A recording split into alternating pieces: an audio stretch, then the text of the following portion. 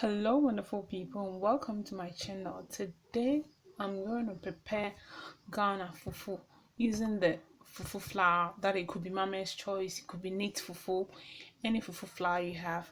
I did the first video and the audio wasn't coming out well, so I decided to do the second one.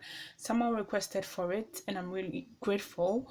So I have here half a cup of fufu flour. I'm using mama's choice. It could be any brand you have.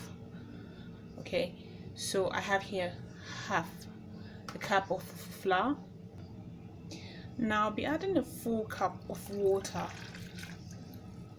and mix everything. Okay, it depends on how you want your fufu.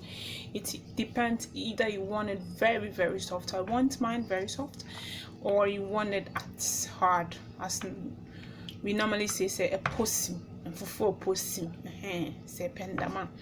So I want mine really soft, so I will add a little bit of water to it depending on how you want it.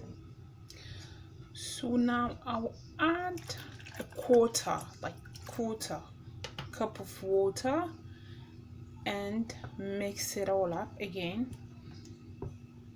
If it's not up to how I want it, I'll add the other quarter. Okay, so there's it.